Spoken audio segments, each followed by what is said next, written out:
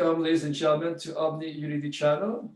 I'd like to welcome in my moment Pia and Cullen, authors of the trilogy book Wisdom from the Stars.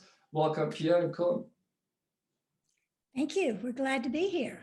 We very much enjoy talking to people and being interviewed about important issues and matters. So thank you for inviting us to speak with you today. Thank you. It's really an honor having both of you here. Really, honestly, utmost great gratitude for being here on my YouTube channel for this wonderful interview. People will ask you, well, what the books that you've written, the trilogy books that you've written, the 3 books, and they're about beings that they call themselves Laarkmaa, which are Pleiadian beings. Share with your listeners before your personal bios and how you came together to write those wonderful trilogy books, Wisdom from the Stars. You want to go first? Well, Pia and I were working as professionals years ago. We both were working in separate fields, and we had been involved with spirituality and awakening since birth. We've been involved in trying to help humanity wake up, trying to help humanity understand a bigger reality, the true reality, not the illusion that most of us live in.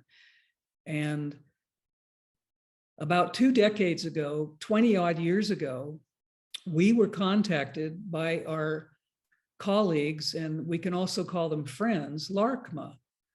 And they came to us, introduced themselves, and they asked us, after they spoke with us for a number of months, would you be willing to write books about the wisdom we can bring to humanity? And we said yes. And then they said a few months later, will you speak publicly? Will you actually stop doing what you're doing and begin to speak worldwide about how we can share our wisdom with the world? I was a practicing clinical psychologist at the time. You were? I was an anthropologist and an archaeologist. And we realized that helping one person at a time or one group at a time was not nearly as important as being able to bring spiritual wisdom to large groups who were open and interested in hearing the Pleiadian perspective. The interesting thing about our work, Francois, is that when they contacted us, we both received the message simultaneously at the same time. Cullen would say, I just got that they said they're 1 of 6 and 6 of 1. And I would say, that's exactly what I just got. And then I would say, they said they're here to help humanity. And Cullen would say, those are the very words I just got. So we are a bit different because this group of Pleiadians, Laarkmaa, our beloved friends, will not give forth their wisdom without the 2 of us being actually together, actually touching physically, and they use the libraries of both of our minds to access words that they translate from their Pleiadian language into English for people to hear. They don't speak the way humans speak with a verbal language. They speak in mathematical and musical tones from heart to heart. So in order for us to speak what they want us to produce for humans has to be translated through our minds into the English language. Go ahead. So we agreed quite quickly that this was an amazing opportunity, and we took it to heart. Leave the rest of the professional world behind. This is now our chosen path, and we've never looked back. This has been our path now.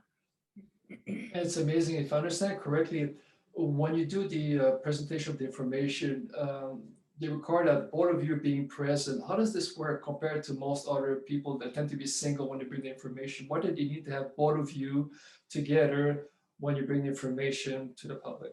It's a very funny story because Cullen and I are about as opposite as any 2 people can be. If I'm hot, he's cold. We're just completely opposites. If I think we should do something one way, he has a completely different perspective. We laugh about that because obviously opposites stretch us and help us to grow.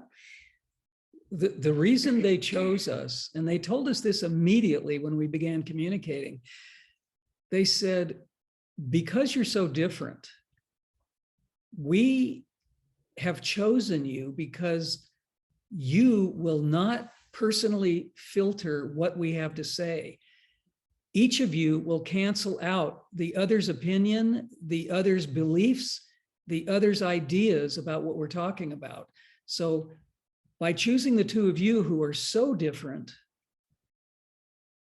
we are assured that you will speak exactly what we're giving you without any filterization, no ego, no manipulation of ideas or words. And they made it perfectly clear that was probably one of the biggest reasons why they chose us.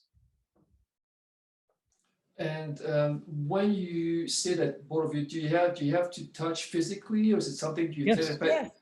Can you elaborate on that? How do you touch? Is it body to body, hand to hand, or is it? We usually hold hands. People don't see it on screen, but when we're communicating with them, we are touching. In live audiences, people will see us touching. On screens like this, they can't see it, but we do actually have to touch. And when we began this work almost 20 years ago, we took turns on who spoke the words. Sometimes we spoke them simultaneously, but that got very confusing for people. And Laarkmaa made a decision. They said, we would like to have only one voice that is recognized as bringing forth the voice of Laarkmaa. We still have to have both of you to do this, but we're going to choose Pia's voice because we like its musical qualities. So I am the voice piece now, although I cannot do this without Cullen beside me. Yeah, when we're speaking in public, sometimes people look at me as someone who's just simply grounding Pia. I'm just sitting there with her. And that could be absolutely farthest from the truth. What they do has to come through both of us. And if we cannot be together for some reason, they will not speak through us. So it has to be a combined team effort. It has to be 8 of 1 and 1 of 8, because we have to be the component that adds to their 6 of 1 and 1 of 6. Okay, just for the listeners, just to understand this, for those who are not common to this type of transmission of information, does it come to the crown chakra, or is it actually a cloud of energy that surrounds both of you when this actually is being transferred, the information? How would you? I would say that our energy is merged with their energy, and you cannot pinpoint it coming in from one particular point because the energies are merged together. We lose our individuality while we're with this wonderful group. We become one of the group. They want to describe this as synchronizing our energies. We become the same. We become the 8 of 1 and the 1 of 8 with their energy, including our 2 energies. So it's not a mental proposition. It's not a physical proposition. It's actually our entire makeup. It's the entire energetic and physical fields together are merged with theirs. So would you say that the operating system that they use is consciousness, and as being non-local to the heart that speaks to you, would you say more or less that's how if people try to understand this and being non-knowing? Yes, I would say using the terminology heart is absolutely correct. That's apropos. Yes. Okay. And for your 3 books, do you mind sharing with the listeners? You have 3 of those books briefly, like book 1, book 2, book 3. Who are they for, and what is it about? And I'll put it on the screen share so people can see as you describe the books very shortly. Like book 1, just briefly summarize what is it for, book 2 and number 3, and I'll share the screen here with the audience. The Wisdom from the Stars trilogy is meant to be a handbook guiding humanity on how to evolve. The first book, Conversations with Laarkmaa, is a compilation of the first several years that we were doing live presentations in workshops.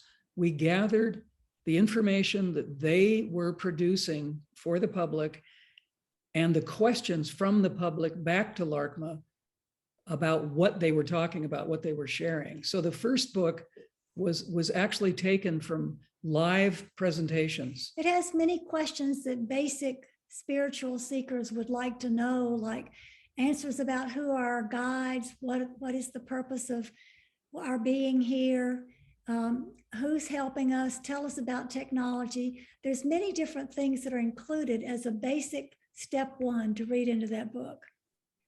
The second book, Remembering Who We Are, was designed to help humanity. Go ahead, Pia. As a healing manual. It's basically about how to heal from the human condition, how to evolve into our higher evolutionary self by healing everything that's out of balance within humanity. And it was designed to help us understand who we truly are, that we're much larger than our human experience here on Earth, that we're part of a much, much bigger cosmic picture, a much larger scope, that we are involved in parallel lives simultaneously. Many, many people call it past lives. Laarkmaa prefers to call it parallel lives, where everything is happening simultaneously. So the title, Remembering Who We Are, is about the bigness of who we are, the totality of who we are, and using that, as Pia said, about how we can heal ourselves personally, individually, and as a society. The third book is more of a map or a way of understanding how we can evolve and how we can develop ourselves in order to actually ascend with the planet when the planet is ready to become the new world. This book covers topics that are really timely for the period we're living through right now, like the dangers of 5G, the importance of family and how to deal with family conflict, all kinds of things that are really relevant about our evolutionary process right now is in book 3. So that's the entire series from the Wisdom from the Stars series. Now we also have another set that we have done. It's the Pleiadian evolutionary astrology book. The name of it is Pleiadian Earth Energy Astrology. And it's about how to use the Pleiadian system of astrology for your evolution based upon understanding your energetic makeup rather than basing it on astrological timing, the way most Western or Vedic astrology does. So this was a pretty revelatory book also to move people into understanding who we are, how we're made up. And it has a companion piece. We, after years of exhaustive research and testing by us, we developed a calendar that we've been publishing now for, I don't know, 4 or 5 years. We do a new edition each year, and it's the companion piece to the book that Pia just described. And it's an amazing calendar because it helps us navigate each day in what energy is available on each and every day and how our energies are part of that energy makeup. It helps us be able to navigate our world in a much, much better way, a much more positive way. So those two books, or that book and the calendar together, are an extension of the trilogy series. And there's also the book called Sacred Retreat. Is that also another book that you'd like to share? Sacred Retreat is about cycles of life and about how we're disconnected from nature and how we need to return to nature. I would say it's a very good basis for understanding your place on Earth and how to feel into who you are here on Earth. It's a book that I wrote based on my doctoral research and showing how the importance of dreams and spiritual connections and things of this nature, relationship enhancement, all of these things can be increased by taking a retreat at the proper time. And this is a book for men and women both, talking about retreat time and returning to nature and slowing down. I guess in a way it could be considered a precursor to the Pleiadian Earth Energy Astrology book, because this book begins talking about the importance of the number 13. And Pleiadian Earth Energy Astrology is based on 13 cosmic energies. And also you have your latest book, I think it just came out this year also, Exit Plan. Can you actually elaborate on that? What is the wonderful book also that you've... Sure, that was my book for fun. Exit Plan is about imagining a better world, but not by putting our heads in the sand and refusing to look at what's going on around us. Exit Plan is many, many different stories of exiting from a dysfunctional society, a dysfunctional world, a world that is toxic, a world that is full of pain and suffering, exiting it through higher evolution and personal release. So it's a group of stories that I wrote with different characters in it that talk about pain and suffering in relationships, how to get a better self-esteem, how to move away from technology and what the dangers of technology are. Lots of different stories that explain in a futuristic and fantasy style the truth of what we're really going through right now. Which is very important, like you just mentioned about 5G, geoengineering, all the technologies that's affecting the human body also. So it's very interesting, exciting that you have this little story that would be great, even for children to read. But now I'd like to move on. What really strikes me is, why is it so important to remember who we are? I think because we've forgotten is the simple answer. We have forgotten that we are co-creators. We have forgotten that we have power to manifest our reality.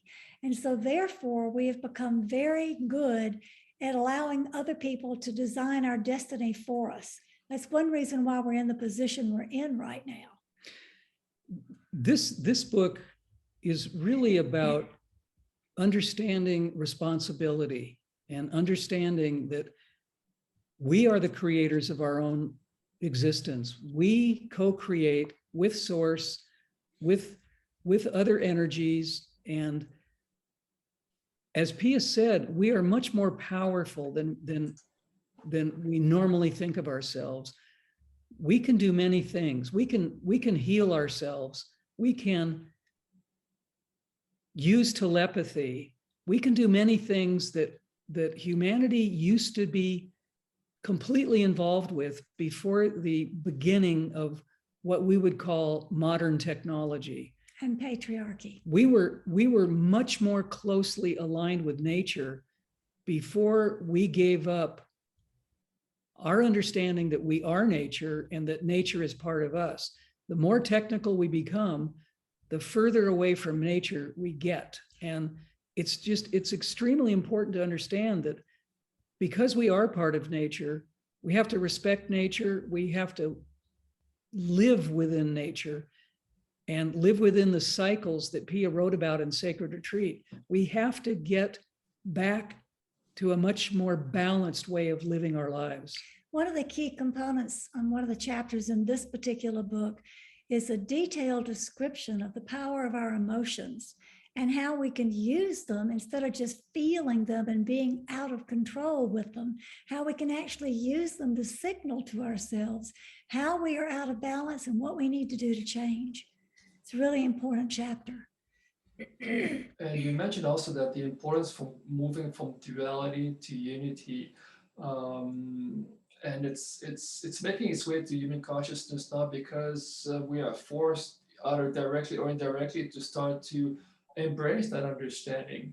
Can you share with us the importance from going from duality to unity during this time on our evolution here on Earth? It's extremely important right now with what's been going on globally for the past 2 years. The split between different ideologies, different opinions about what is the best thing for humans to do. It's an amazing challenge for people to understand that duality was originally meant as a completely different way of expressing ourselves. The original idea of duality was to bring diverse, different ideas, topics, Perspectives. energies together to create a whole, a better whole, instead of using duality as a way of separating people. Humanity commonly uses duality as a mechanism to say, if I don't understand you, or you don't understand me, we need to fear each other. We need to be careful because I can't trust you because you're not like me. One of the key concepts that Laarkmaa works with is the concept of in Lakesh, which is a Mayan word meaning I am another yourself. And they tell us every day that we need to practice in Lakesh, looking into the eyes and thinking about the heart energy of every person we meet. Because while they may hold a different set of beliefs or a different perspective than what we do, we are from the same family. We are human on an evolutionary journey. And rather than judging them, we need to learn to discern if we're in alignment with them or if we're not, but no judgment. Join the ones you're in alignment with, walk away from the ones you're not in alignment with, but without the emotional judgment attached. That's operating in the spirit of in Lakesh. I'm another yourself. I respect you for who you are, I accept you who you are, and I'm not going to try to change you. So the ultimate meaning of duality is to do exactly what Pia just said, respect one another and use our differences as a commonality rather than as a separator. And that is what creates unity consciousness. If we realize that we are all the same and that we're going to achieve the same consciousness, not necessarily at the same rate, but we will all reach where we need to go. We will all reach the point of ultimate consciousness. But if we don't unify ourselves here on Earth, we're simply going to make it more difficult through tension, through war, through disagreement, through all of the things that we use as a dualistic way of continuing to separate ourselves. So unity consciousness comes from using our differences to create a better whole so that we can get through this together in a much better, much more holistic way. It's funny that you mentioned about fearing the differences because if you would understand the energetic essence of the Laarkmaa beings, how would you describe it? Because I have a picture here of them. That doesn't have it has a typical human, but it's still very energetic in its shape. So that's a good example of not really looking like us, but more or less are like us. So how would you explain the 1 of 6 or 6 of 1 Laarkmaa as a state of being? Is it energetic or is it crystalline base, or can you elaborate on this? It's definitely energetic. We see them as blue waves of energy. That particular picture you're showing your listeners was done by an artist in the town where we were living at the time. And we asked her to do this picture to go on a cover of a book. And she said, well, I will, but I don't know anything about this group. So we connected her directly to Laarkmaa. Laarkmaa spoke with her and said, this is how we would like you to represent us, for humanity to see us. And they said, we would like you to put one hand on your heart and use your other hand that you normally draw with. And while you're holding your heart, we will connect with you and we will direct you. And she did that very thing. And this is the image that she came up with. The interesting thing about 6 of 1 and 1 of 6 is they are 6 individual beings. They are independent of one another. And yet they work together as a group consciousness, which enables them to say, we're 1 of 6 and 6 of 1, because they use the highest good for all in all of their decisions, all of the things that they're involved with. They utilize the energy of each one of them to create a combined whole. And by doing that, they complete all of the energies that each one of them is individually into a greater whole. And that's how they do what they do in their wisdom, helping us. Another little interesting part about the 1 of 6 and 6 of 1. 6 is the cosmic energy of flow. And because they are energy waves, it's very synchronistic that they chose to be a group of 1 of 6, which represents flow as they move and however they move in their work with humans. It's also interesting to share with your audience that they are ultimate shapeshifters. They can embody any shape, any guise, any form they wish, depending on what they're doing and what they want to be involved with. And we have seen them in, this is really funny to us, we've seen them in many, many different forms. But the point of the shape-shifting is that they want us to know that we have that ability also. That's part of the remembering who we are, is that we have the ability because we are energy too. We are not just stuck as we perceive ourselves to be. So shape-shifting is one of the things they're trying to awaken in us so that we can be in multidimensional places, several places at once, or zip across the universe, wherever we need to be, simply by shape-shifting and allowing ourselves to move into our energetic form when we need to. So basically it's like saying you can teleport, bilocate, trilocate, or using your vehicle of light, the Merkaba. It seems that's very organic and natural to humans, but we've forgotten that. So it's in a sense they're trying to assist us to remember those innate natural abilities that we have within ourselves. Absolutely. Yes, absolutely. Yes. Well said. And let's ask you, it's interesting because of all the new books on the New Age market right now, the 1 of 6, 6 of 1, the Laarkmaa are the only ones that tend to talk in your books about the dangers of 5G, geoengineering, toxic food, GMO foods, really talking about things that really relate to a human on the planet right now. Why is it that it was very important for them to have these 2-year books that humanity understands the implication of those technologies for the effects on humanity and on the planet? Can you elaborate on them?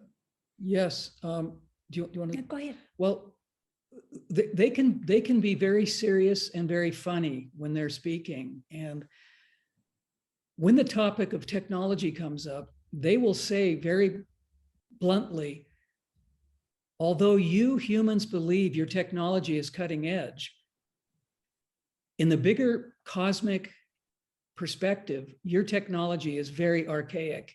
It's only at the beginning of its development. And then they go on to tell us how we're misusing it and that we're harming ourselves and harming the planet. So they feel that we're at a critical juncture if we don't wake up and take a different course by our own choice. And that's a real key point, Francois, because choice is something that doesn't exist everywhere in the universe, but it is a real privilege here on this planet to have the power of choice. We make choices moment by moment, whether they're conscious or unconscious. We're using the power of choice. And they want us to wake up and use that power of choice for the betterment of humanity. And that involves choosing to look at the dark and see what's really going on and make a choice that's more enlightened.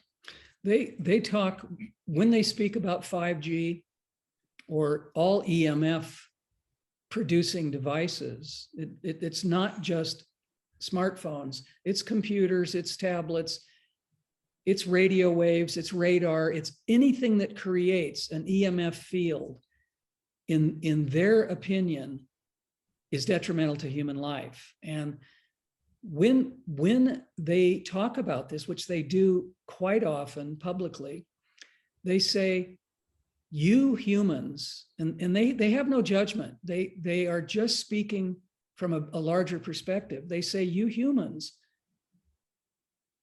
are completely addicted to all of the devices that you're using, that the corporations and the telecommunications companies have pretty much told you that you can't exist without each one of these new inventions.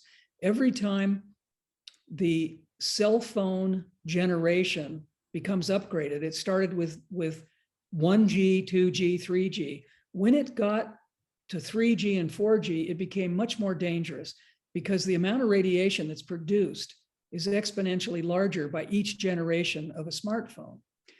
And what they're trying to help us with is to understand that these devices that we think are indispensable, that we can't live without, are really being shoved at us as things that enhance our lives, that help us do everything we do. And what they're trying to help us understand is we have to be more careful about understanding what these devices bring to us. What are the side effects? It's not just the pleasure of being able to communicate or to get answers immediately on Google. They're talking about the adverse effects of these technologies. And just let me finish, Pia. The telecommunications companies, corporations that are producing these devices are not telling the truth about how much radiation they actually produce. And so the general public is almost unaware that these devices are as dangerous as they are. Go ahead, Pia. Most humans don't even know what a SARS rating is. It's a specific absorption rate that the cell phone radiates out, what it does that you absorb in your body. And most people, if you ask, what's the SARS rating on my phone, nobody knows what that even is. The thing that's really key here is from the Pleiadian perspective, which is so much broader than ours. They say that 5G and 6G, which is now being promoted, will actually annihilate all life on Earth. So one reason they're promoting our paying attention and waking up and doing something differently is because the Pleiadians really don't want to see life on Earth die. I wrote an article about a year and a half ago when Closer to 2. When the whole COVID-19 situation began to develop, some of us noticed that there was a direct correlation between people getting sick in cities around the world where 5G was being rolled out. Wuhan, China, Milan, Italy.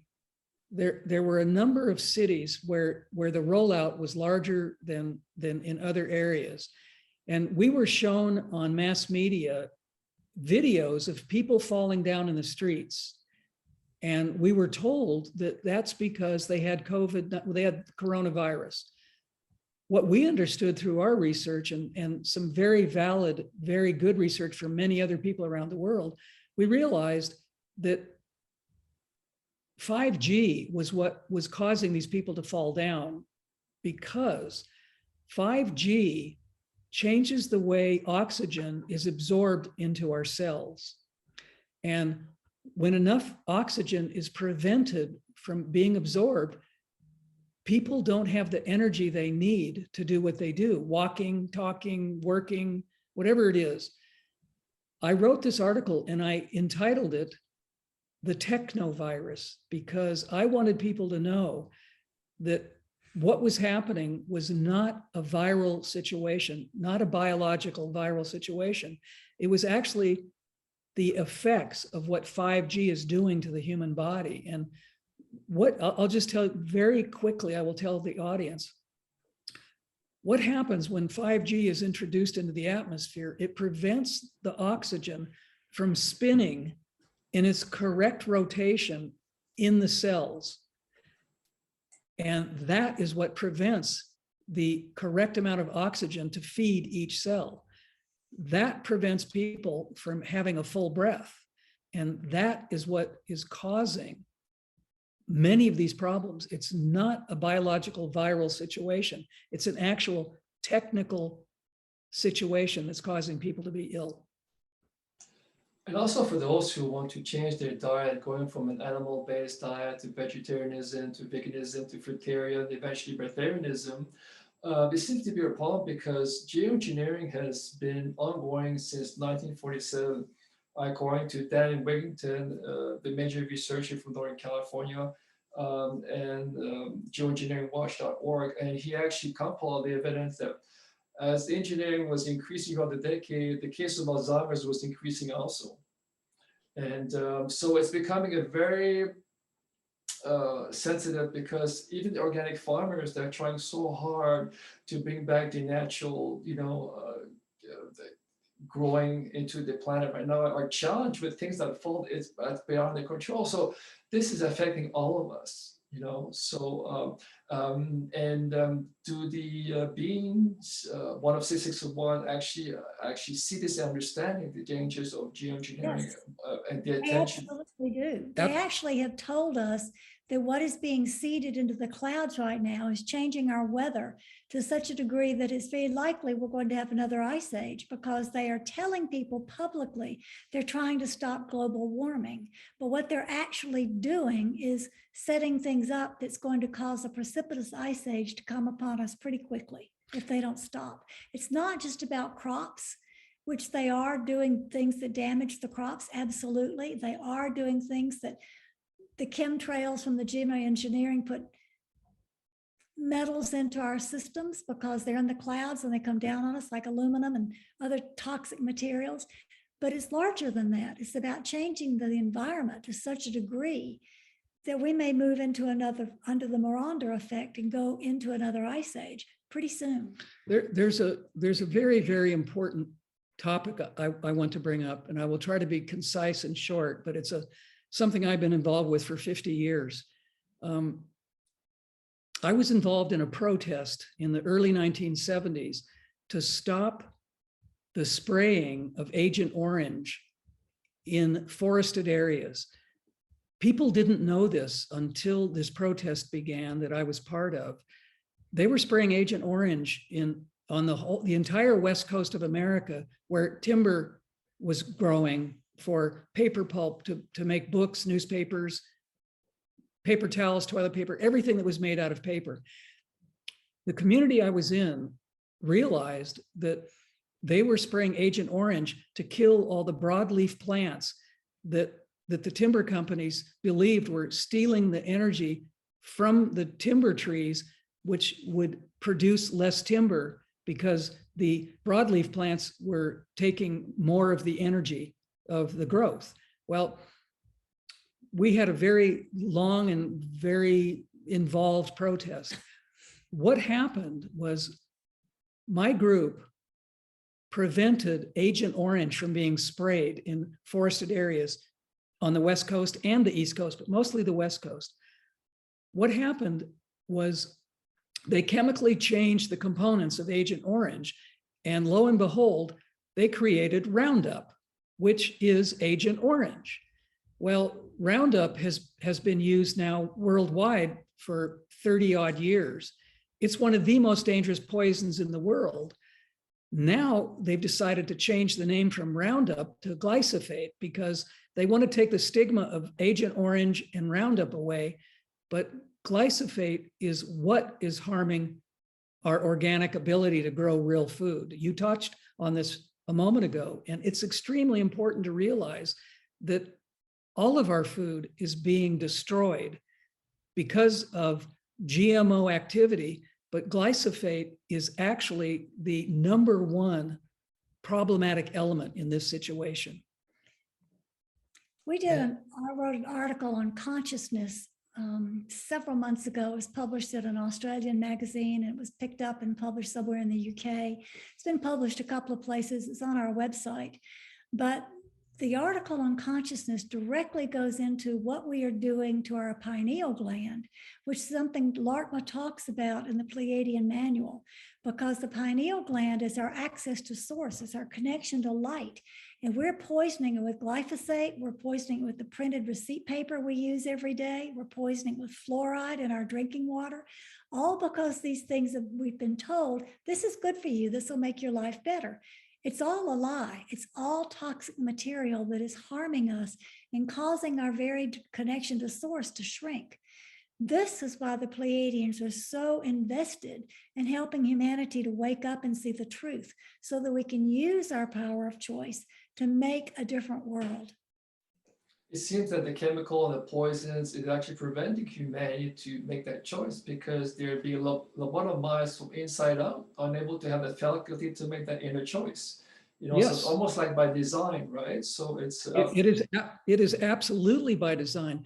When people talk about the agenda, and they think, well, maybe only in the past 5 or 10 years this agenda has been going. the agenda of controlling humanity has been going for many, many, many decades. This is not a new regime. This is not a singular thing that's happening in America or a few other countries. This is a worldwide agenda that has been designed for a very, very long time. I would say even thousands of years, because the notion of being slaves, and now it's on a global scale, you know. So they've actually and you mentioned, Pia, about the poisoning. Are you aware of there's a location on Earth called Onkalo in Finland, which is the biggest repository of nuclear wads on the planet right now as we speak. And that's a wonderful documentary called Into Eternity, and which I'm going to share here with the viewers here. So, I mean, that's another major problem that we have at this moment. Oh, what do we do with all those nuclear wads that even if you put them on those underground facilities like you have in Finland, a mile to 2 miles deep, you insert the rods into the bedrock. What happens if there's an earthquake and the bedrock, you know, splits the nuclear wad? Cullen, you're an archaeologist. I mean, you understood about digging to the earth, what happens. I mean, it's not safe. Can you elaborate on that, the dangers of this insanity? Yes, there is no safe place for storing live nuclear material or spent nuclear material. There is no place. It's interesting that worldwide, governments and science have been selecting caves or caverns or places that have been mined where there are deep, deep mine shafts. And they're putting these materials, live or spent, in these repositories. Some of these repositories are on known earthquake lines, and they're doing it anyway. And there's no sense, there's no good science, there's no empirical evidence that storing these things as they are is going to keep anyone safe. It's child's play to be doing this, and yet they continue to do it. There's a very famous cave in the United States, in New Mexico, that is visited by people from all over the world. And they have been putting nuclear waste material in the back of this cave for decades. And the public doesn't know that this beautiful place they're visiting, all of these crystals and all of these wonderful environments under the ground that they're going to, they're being affected and they're being poisoned by being in that very cave, and no one's telling the truth about it. So my question to you is that there's so much coming at us from different angles, and especially for the nuclear rod situation now, I mean, how we don't have the technology to transmute those nuclear wads. So having that understanding, with true disclosure, and eventually in the future time to come, that we as a humanity will make contact with benevolent extraterrestrials and ask them for their assistance. Is that a reasonable way to approach the situation, or we as humanity have to deal with our own quote unquote mess or garbage? Well, the interstellar friends tell us all the time, we're here to support you, but we cannot do it for you. You did this, you have to take responsibility for it. We will help you. So they're not going to sweep in and just, you know, eradicate it and make the planet all beautiful again. That's going to be our work to do. But they will support and help us. They will guide us and give us information to allow us to become more responsible. They will give us ideas, they will give us guidelines, but they tell us whenever this subject comes up, they will tell the public when we're speaking for them that cosmic law does not allow one society to simply erase what another society has created. The society that's created a problem has to fix it themselves. They have to take the responsibility, both personally, collectively, and globally, to do something by standing up and saying, no, this will no longer work. We're not going to do this. And to use their intuition and their hearts to create new ways of changing the mistakes that have already been made.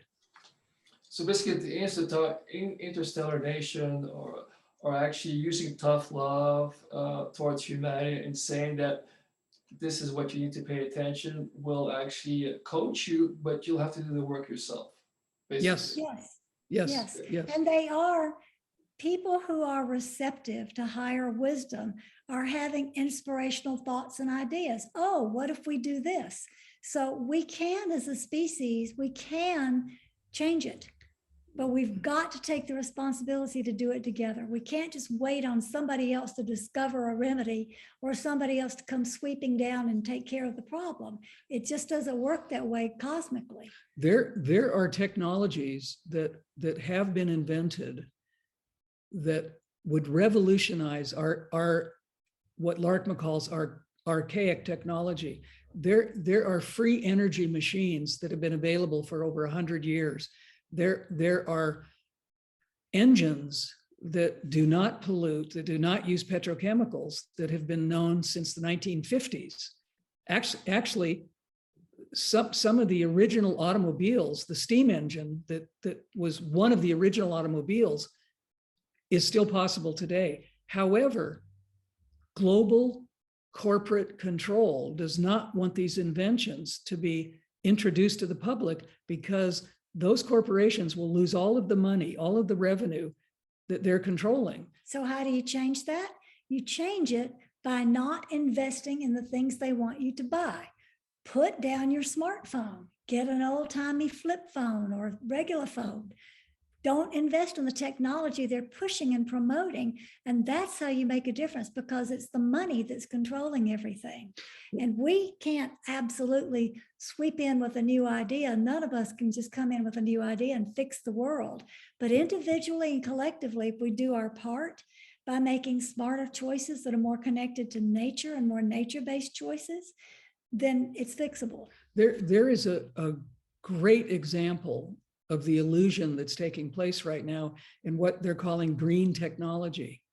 Hybrid cars and electric cars are not the savior of cleaning up the planet. People don't understand that the batteries that are being produced to make these hybrid cars and these electric cars work are far more polluting than using gas or diesel to run the engines of the regular internal combustion engines.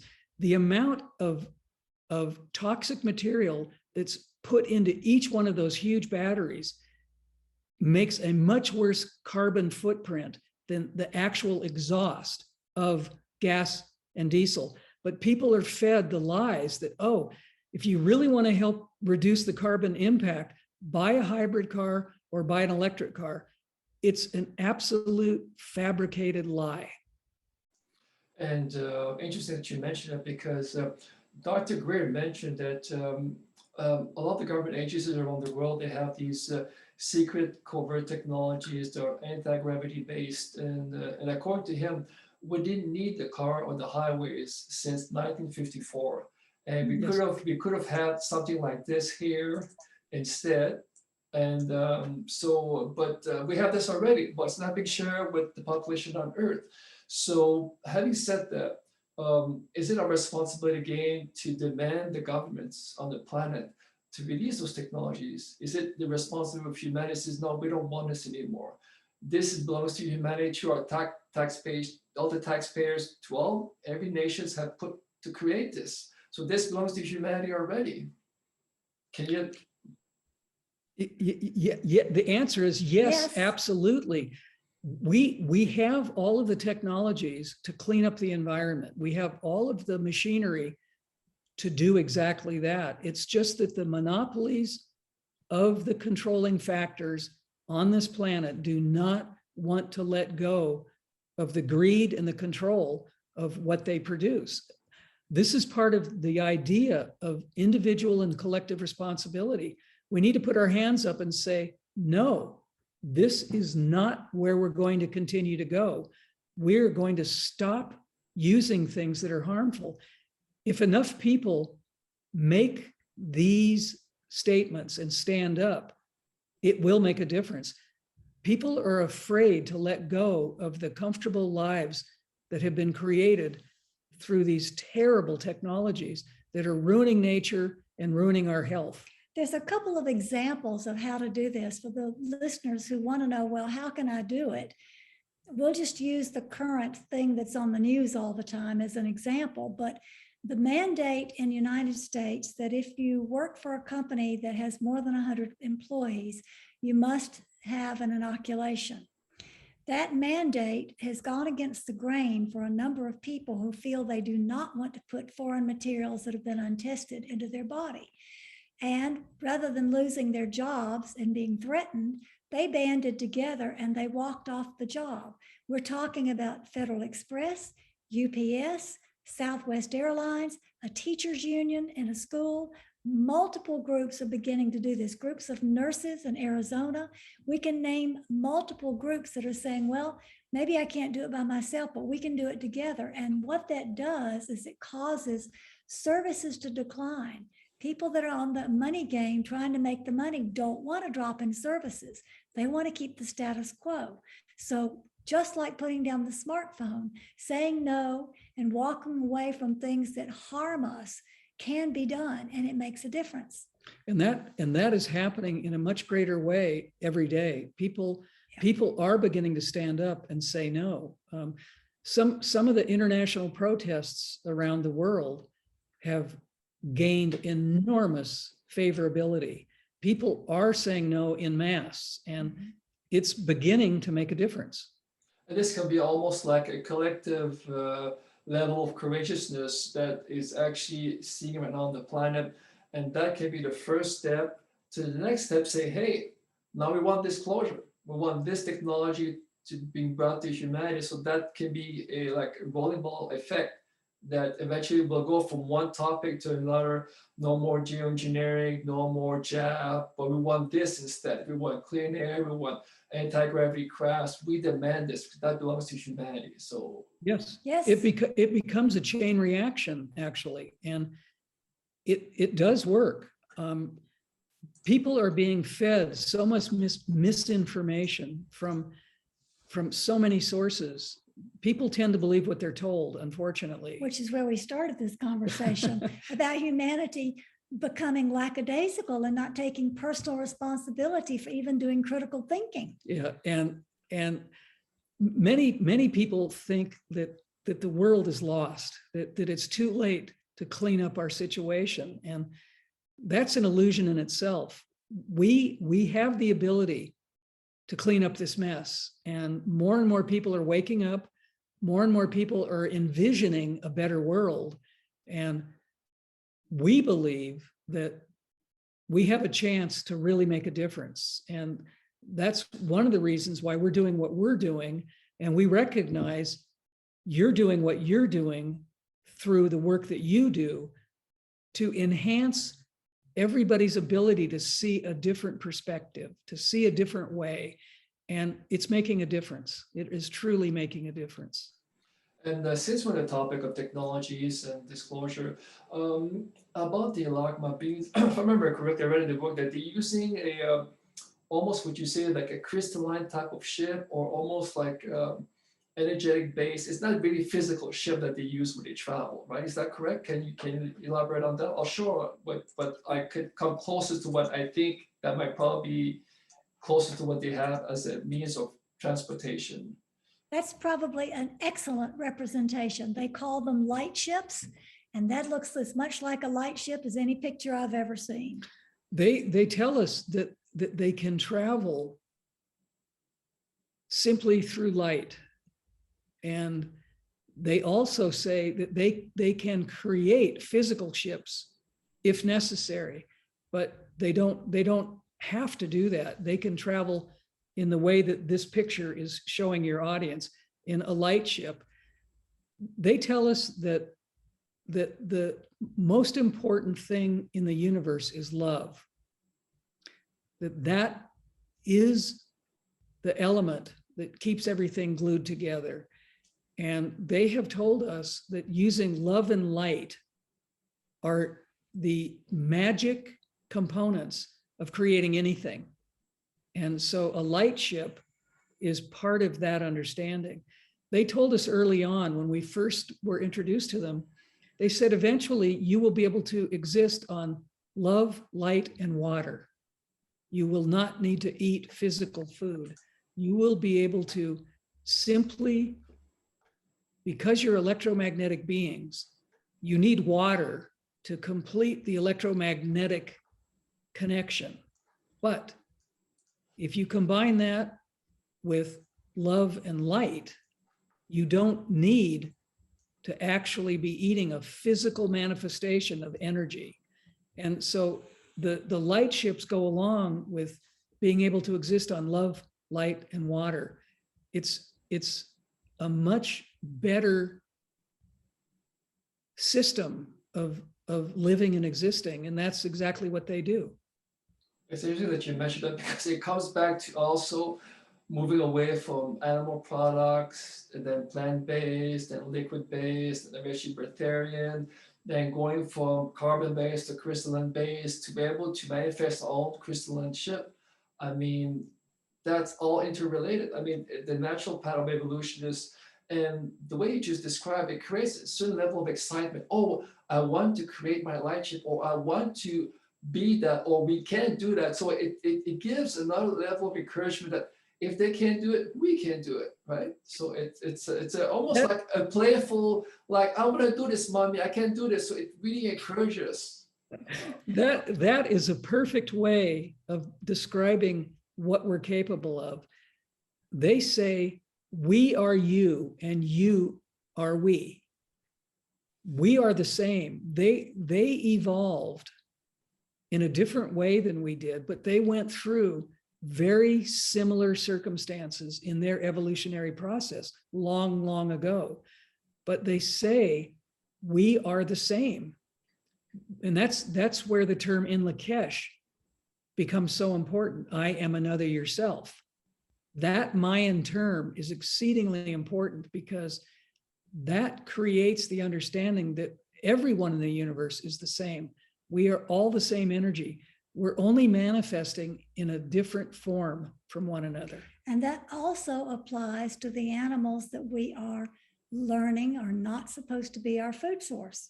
Because if we use in Lakesh towards an animal and respect its life, just as we respect our own life, we raise our vibration up just a little bit more because we're not engaged in killing or harming another being. The Pleiadians like to use two phrases in Lakesh that we've talked about today. And the other one is a Sanskrit word, ahimsa. And ahimsa is a very simple idea. It means do no harm. And they use that, the Pleiadians use that in conjunction with in Lakesh. I am another yourself, and it's your responsibility to do no harm.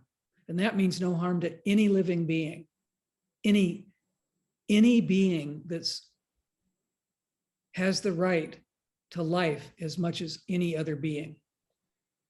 And when you say also that because of the increased frequencies that are coming onto Earth, either we like it or not, we will not be able to eat the way we used to eat because it will not sustain us. Can you elaborate on this?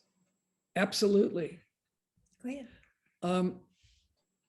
People around the world are noticing that the foods that they generally have been eating, they can no longer eat.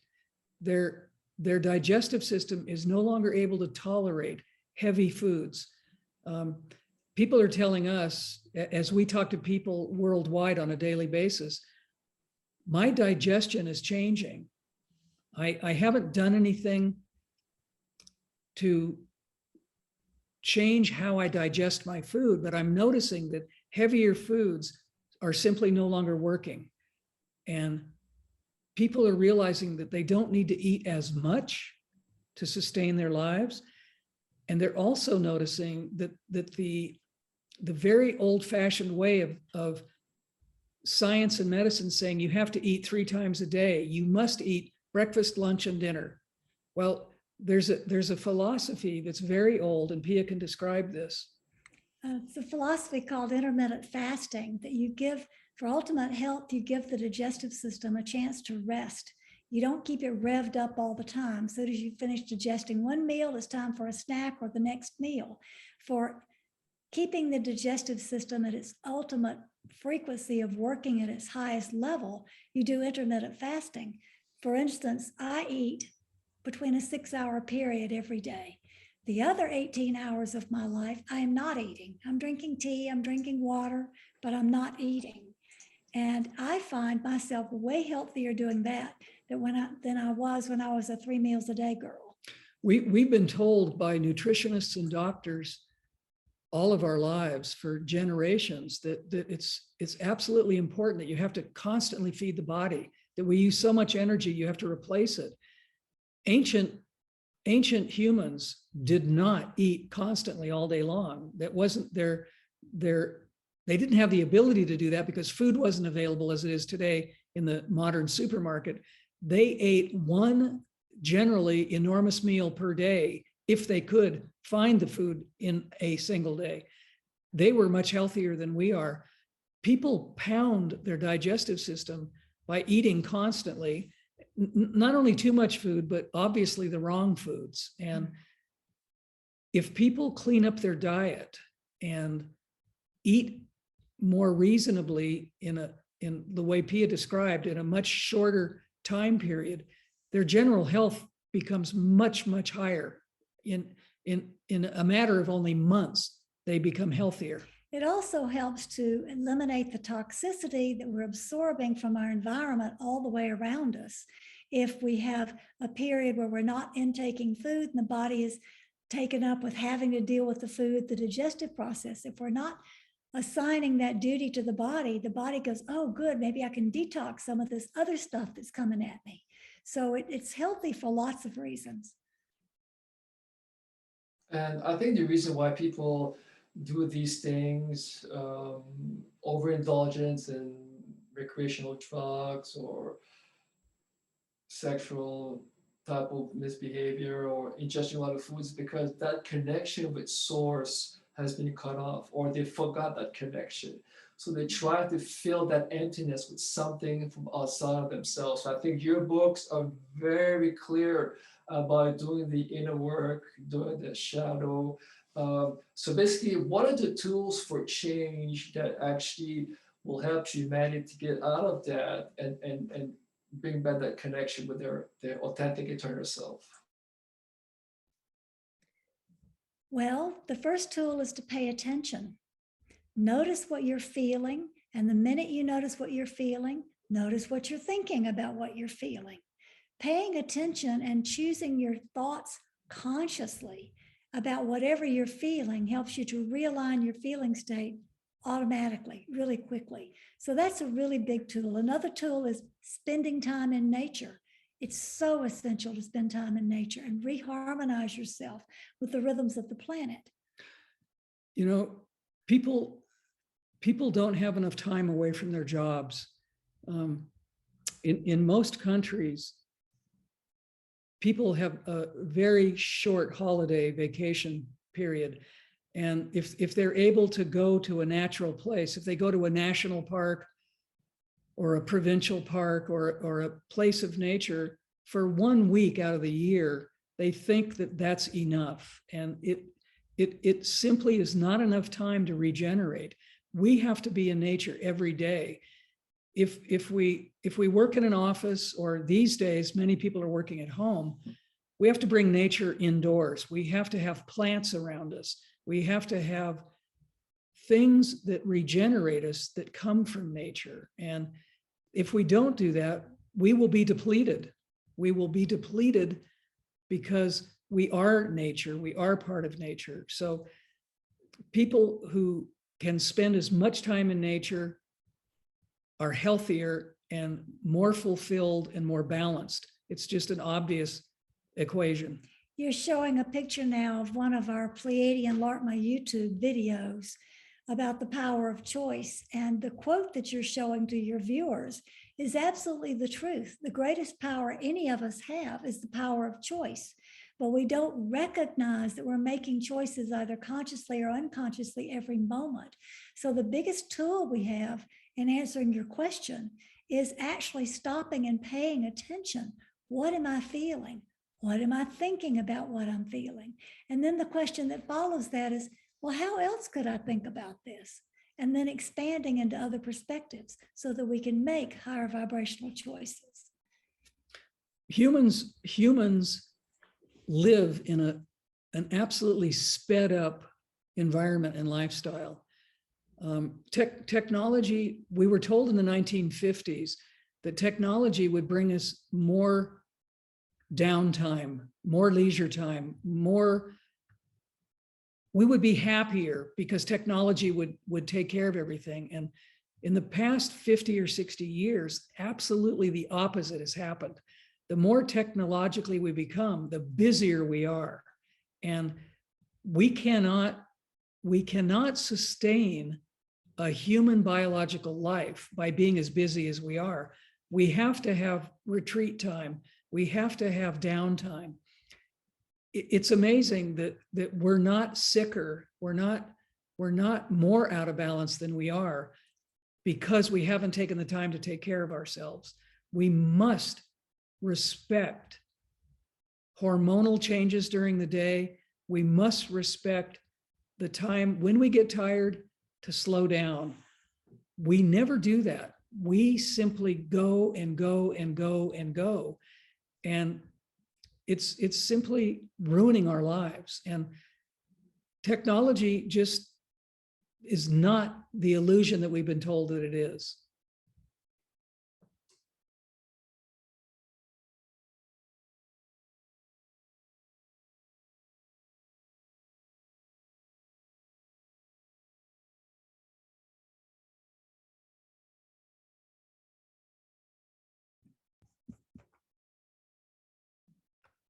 Can you hear me now? Yes, okay, sorry about Yep. that. Yeah, I'm just saying that it's funny that you just mentioned that because having the bigger paycheck or bigger career creates the illusion that you'll have more of the other toys, more houses. And actually, the antithesis to what actually we should be focusing on is that, yeah, take the lower paying job, work a little bit less a week and spend less time on acquiring things and spend more time on yourself, or have a beautiful meal with your companion and your friends, take a walk in nature. And I think all the fear component, as you mentioned in your book, is the disease aspect of fear of the unknown, fear of what will happen, because the connection is not there anymore. So can you elaborate on that, the fear and the love and the 7 components to healing that you mentioned in your book? You mentioned about energy, movement, water, light, sound, nature, and liquid time. Can you go with us a little bit about those very important components for the healing aspect? Well, they're all important. We have to pay attention to our energy level. We have to understand the purpose of light and that we are made of light as well as made of water. We have to understand each of those components in order to begin to heal ourselves. You can't focus on just the physical or only one particular avenue of this is what's going to get me well. You have to integrate all of it. And Laarkmaa is very big on telling everyone exactly what the screen says there. Dis-ease or disease comes from fear. And fear is not always recognized. People don't really acknowledge that they're afraid. So therefore, they don't even look at what's underneath some of the things that's guiding some of their choices. So in order to heal from those imbalances, you have to incorporate all of those 7 elements you just named off. And the book does tell in very good detail how each one of those elements contributes to a return to health. Fear is such a huge topic. Everybody, unless they're involved in working with their shadows, is immersed in fear. And fear contributes to not only dis-ease, but fear contributes to confusion. Fear contributes to the inability to make proper choices because people think, well, if I do that, if it doesn't work, I'll be worse than I am now. And that's simply the fear of the unknown. So fear is a contagion that most humans are controlled by. And it's pretty simple, actually. Laarkmaa's guidelines in all 3 of their books and in their astrology book really outline how we can lessen the fear that everybody is involved with. And I mentioned a moment ago that fear is not always recognized. One of the things the Pleiadians have taught us, and we understand it well, is that fear is the base emotion. But up at a higher level where you may not recognize that fear is underneath, there's jealousy, there's frustration, there's anger, there's all these other unsettling emotions, which really aren't about what they think they are at all. It's not really about anger and what's going on in the world. There's an underlying fear beneath that, or you would handle it differently. If you're responding in anger, there's a fear that needs to be addressed, either in this life or a parallel life, but it's absolutely based on some kind of fear. Same thing for all the emotions. The emotions are what make us uncomfortable so that we can change our perspective. Laarkmaa calls emotions the signposts of being aware of what's truly going on in our lives. That as Pia just said, they're there to help us really see what's going on.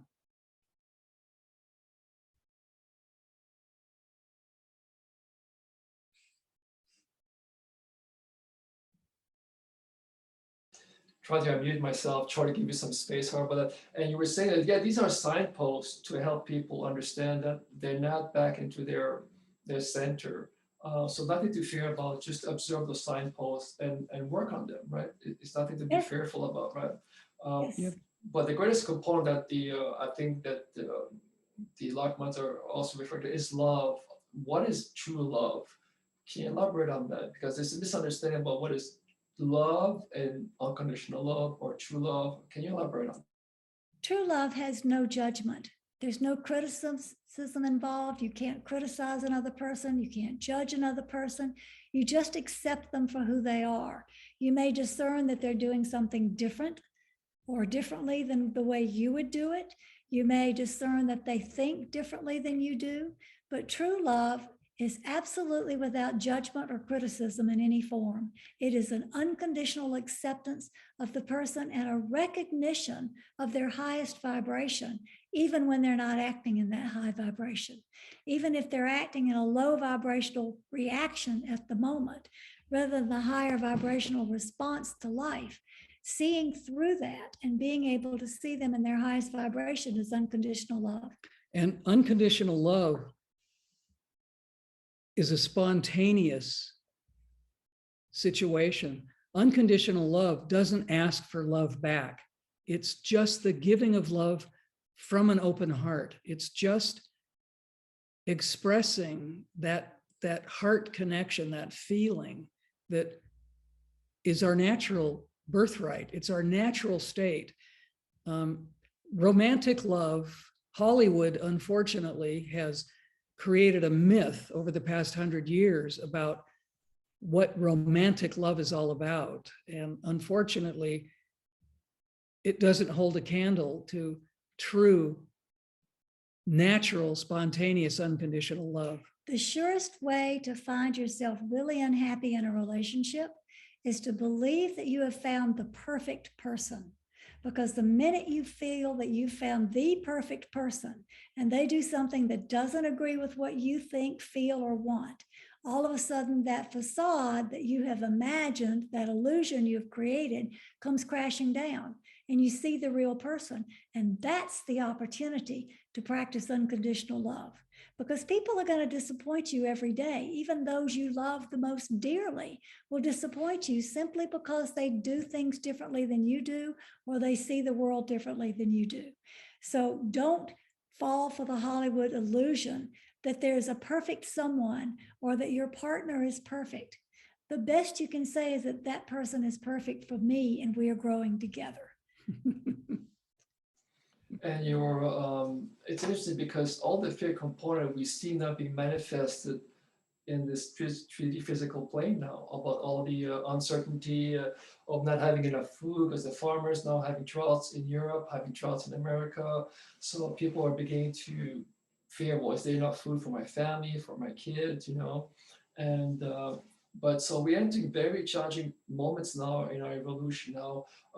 What are the components would you say to remind people during this time of transition now, going from one paradigm to another? What are key components would you hammer or remind humanity at this moment that it's important for them to keep in mind when they're going through this transition? Well, I think probably the most important idea here is we're going to get through this no matter what. We are going to evolve. And even if the times become even more challenging than they have been in the past 2 years, our consciousness is continuing to grow. And our consciousness will always prevail. It will always move. It will always navigate whatever's going on. We may change form. We may transition out of these bodies either through normal classic death, or we may ascend into what Laarkmaa calls the rainbow body, where we meld the physical body with the light body, become lighter, still physical in a way, but we become the rainbow body where we can do all of the things that they do. We can bilocate, we can shapeshift, we can telepathically communicate. It doesn't really matter in the end whether we change form or not, because our consciousness is always with us. We are always moving in a conscious spiral, higher and higher and higher. So I think the important thing for us to realize in these terribly challenging times is that through unity consciousness, we will get through this together. We will succeed, and we will find ourselves exactly where we need to be. One of the other things that I'd like to add to that is the idea of surrender. Surrender is seen as giving up, but surrender doesn't have to be seen as giving up.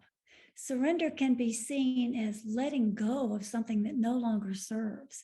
I surrender that I'm not going to do this anymore, that I'm not going to say this anymore, that I'm not going to think this way anymore. And the moment you reach that place of surrender from the heart, of being willing to give up something that is familiar to you, you discover a higher path. So there is such a thing as surrender and discovery. Surrendering and discovering something new is part of the tools of what we're working with here in these critical times. Just because in your books also you mentioned about the 3 necessary elements for harmony, which are transparency, androgyny, and community. Yes. Can you expand those 3 points? I think it's very interesting. Transparency is about absolute honesty with kindness. It's not the kind of honesty that snaps and says that dress looks really ugly on you. It's not that kind of honesty. It's the honesty that says, well, let's look at this from a different perspective. It's being honest from the heart, but in a kind way, and allowing yourself to be seen by another person completely. That's transparency. I can be completely honest and be myself, and I would like you to be completely honest and be yourself, because you're safe to do that. I'm not going to hurt you. I'm not going to criticize you or tell you that you're wrong. I know that we are both working and learning and growing. So transparency is allowing a certain level of vulnerability through trust. Androgyny is about marrying the divine feminine and the divine masculine that exists within each of us. People don't understand this concept very easily. Each human, no matter which gender we have chosen to express ourselves in any given lifetime, is made up of both masculine and feminine attributes. We are so out of balance. We have moved away from that wisdom of realizing that we're equally male and female within each of our embodiments. And when we use the word androgyny, people become frightened. They say, well, I'm a male. I'm a male. I do things as a male does. Or a woman will say, well, I'm feminine. I don't want to be part of the male tribe. And they don't understand that in order to be a balanced human, we have to marry or meld all of those attributes of each one of those genders together. And that's what makes a complete and whole person. And that person is the person, instead of looking, as Pia said earlier, for that perfect person to complete us, we have to be complete first in our own sense before we can meet that person that we can have a further complete relationship with. But until we become complete in ourselves, we're not going to meet the person that we can have that absolutely balanced relationship with. So the sacred marriage is about an inner alchemy where we blend the opposites within ourselves. And as we blend the opposites within ourselves, we get rid of all those shadows and places where we judge ourselves, where we're not good enough, where we're afraid. All of those things disappear because we have melded them together in a sacred union. And when you reach that point, you can have a sacred union with anybody who has also reached that point. If they haven't reached that point and you're trying to have a relationship with them, you might get a whole lot of projection going on as they project what you are or aren't doing. But we draw to us people who are at the same level of evolution that we are, so that we can continue to grow together, because relationships is one of the greatest paths for spiritual evolution. And the triggers of relationship can be the most honest mirrors of seeing where the shadow exists. And it's not pointing the finger at the other one in a relationship of saying, see, aha, you did this. It's not about that. It's about the mirror of seeing in ourselves what is out of balance and how we can help each other understand that imbalance and do something through the work of looking at our shadows. Which is why we have to absolutely be transparent and vulnerable, which means I'm safe. I know you're going to be kind in what you reflect to me. You're not going to be ugly or mean in what you reflect to me. You're going to be kind, and therefore I can reflect with kindness to you also. That's transparency and androgyny together. Community is coming together with the spirit of in Lakesh, I'm another yourself. We have trouble with community on this planet because people's egos get involved. Laarkmaa has told us for a very, very long time that all the attempts at creating community haven't worked very well. There have been ashrams, there have been spiritual communities, there have been intentional communities that have been developed for the past 100 years worldwide. And almost always at some point in the development of those communities, the relationship between people falls apart because of what Pia just suggested. People have a challenging time stepping away from their egos, and the ego wants to control things. And I have looked at the experience of ashrams and spiritual communities for over 50 years, and most of the reports that I get show me that people, when they get to that point of almost being transparent, begin to start projecting on each other and saying, I don't like what you're doing, and I have a better idea, and I want to control this community. And it happens over and over and over again. And Laarkmaa has been telling us that we're not quite ready yet to create those communities. One of the things that I wrote about in the book Sacred Retreat is in complete alignment with Laarkmaa's position about community. And that is that on this planet, we have not yet learned to cooperate. We don't play well together. We don't work well together. We compete for everything. And until we get the competitive edge out, community's not going to work because of all the things Cullen just explained. There will be a competitive, I know better than you do, and my idea is better than yours is, and here's why, and I'm judging you, until we learn to cooperate. But transparency, androgyny, and community is where we will all live at the higher vibration when we incorporate all these principles that are outlined so well in the Wisdom from the Stars books. It has to be absolutely clear to people that competition must be replaced with cooperation. And until people individually, in families, in nations globally understand that cooperation is the only way we're going to get along. We're not going to create the world we want. It's not going to happen until cooperation becomes the commonality.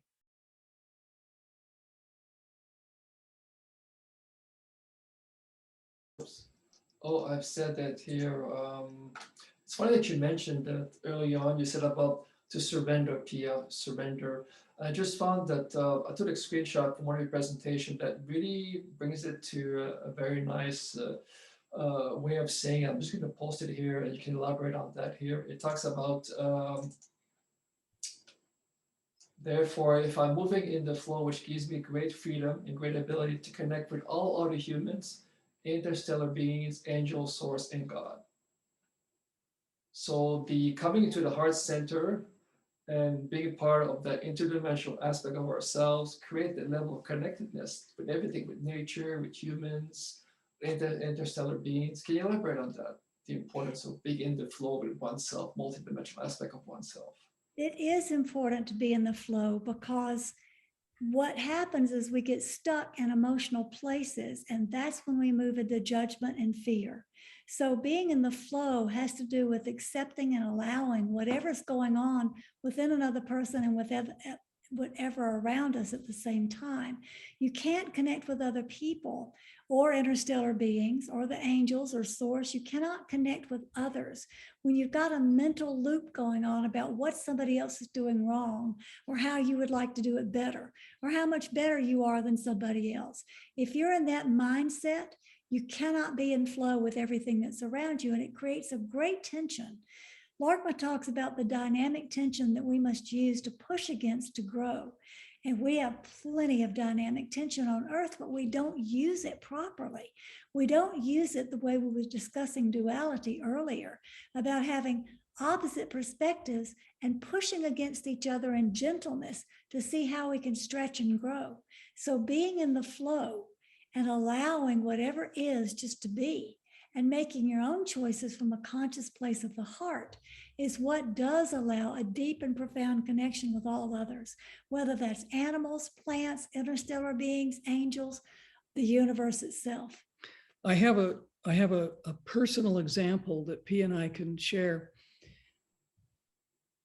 We spend time with wild animals, and it horrifies people when we tell them this, but one of the groups that we spend time with are wild bears. Pia and I love to be in the presence of wild bears. And we're able to do this because we let go of all of the fear that these animals can hurt us. We know that we can communicate in an interspecies way with a bear. They feel the absolute lack of fear on our part, so they know that they do not have to fear us. I think Cullen, well, I don't think, I know, Cullen and I came here understanding that we can communicate with animals, that we can communicate with other beings, with interstellar beings, with angels. That's been part of our life, our entire incarnation for both of us. So it's really quite easy for us as children to be around wild bears and other wild animals and not be afraid at all. We just knew we could talk to them, we could sit with them, we could communicate with them. And it's wonderful. We have many, many experiences with the bear kingdom where we can actually sit with them nose to nose, elbow to paw, and there is absolute joyous communication. They don't speak our language, we don't speak their language, but there is a commonality that we share because of the absence of fear.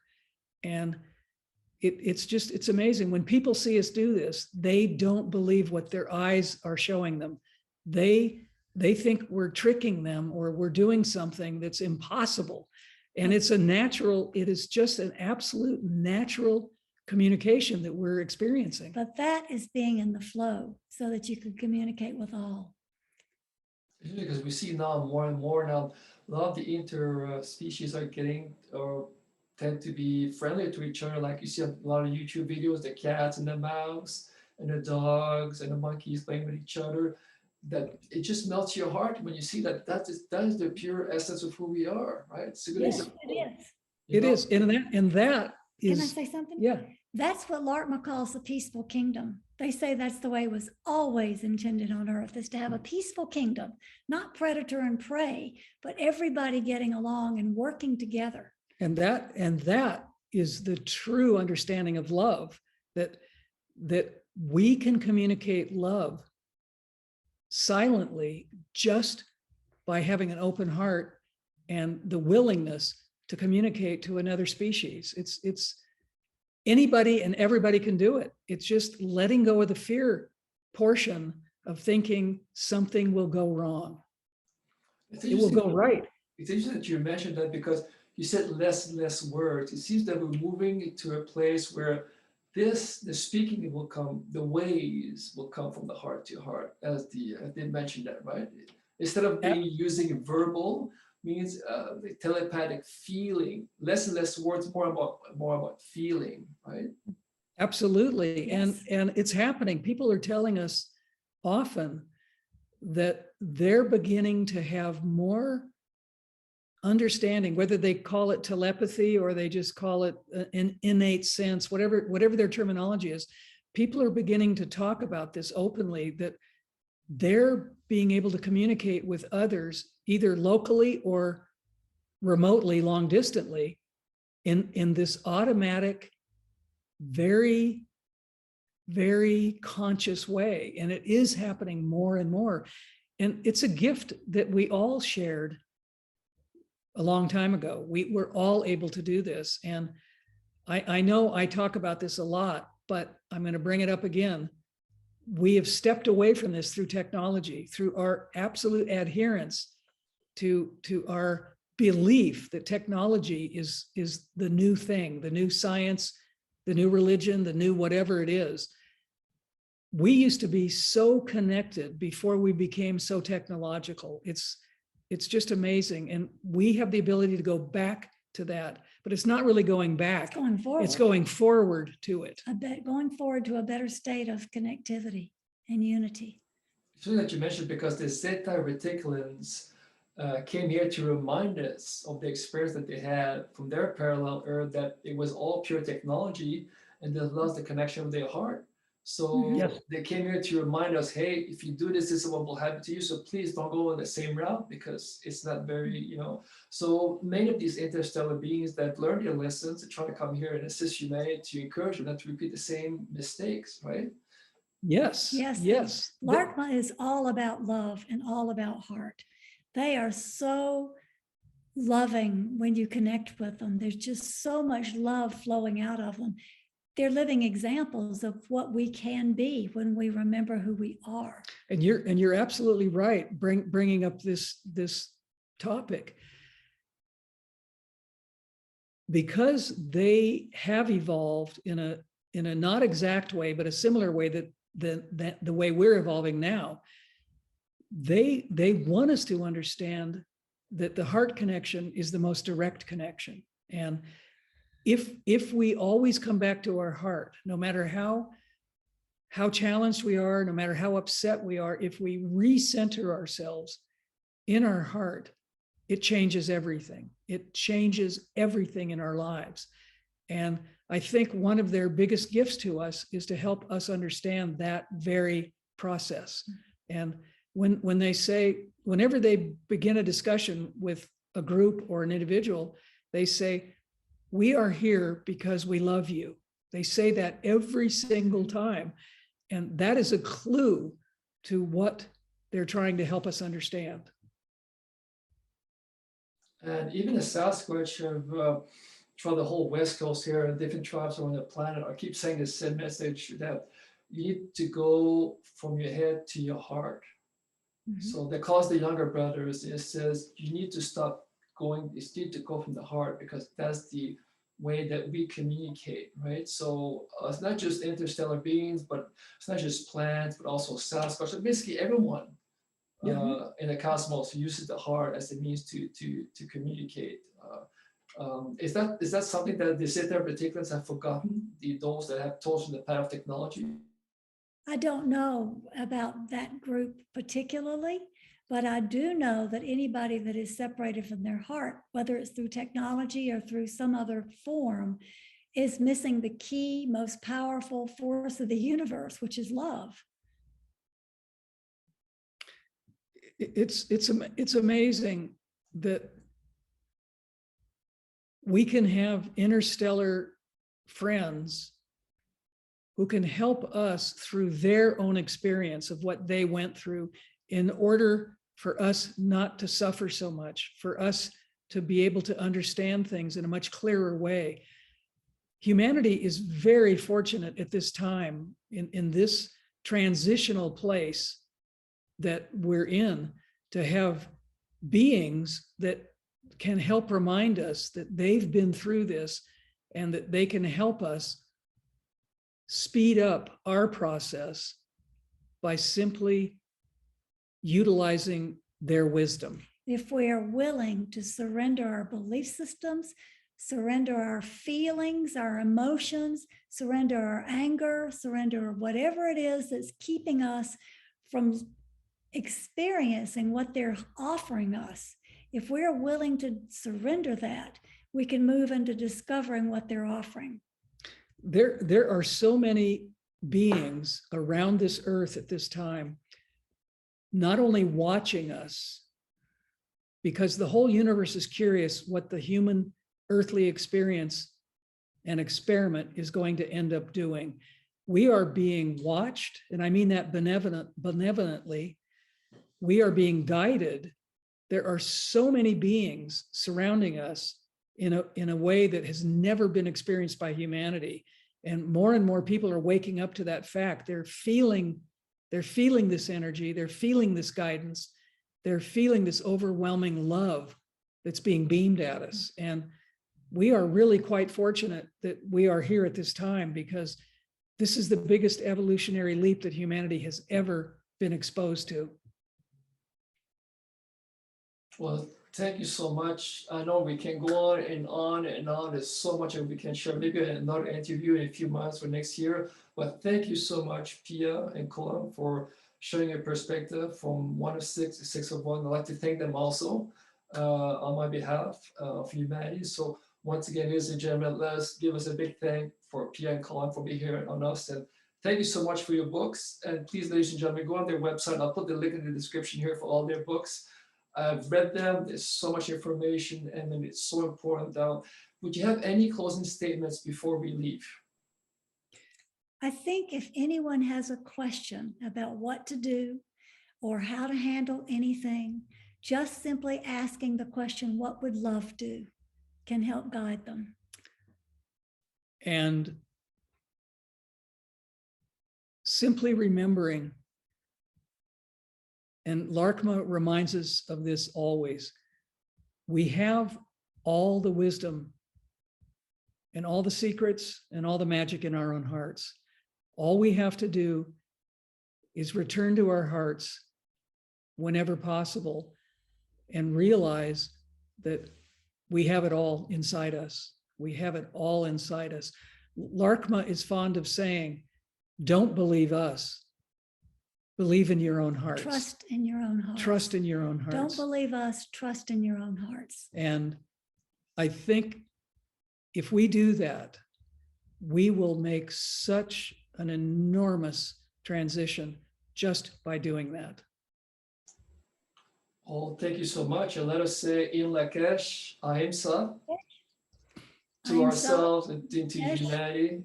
Thank you so much for all of you for being here today. Thank you so much. Thank you. We enjoyed it. Thank you. This was a wonderful, wonderful conversation. And we'll probably have another one in the next few months from now. Thank you so much. Thank you. Until We next look time, forward to it. take care in Lakesh. In the In Lakesh. Bye.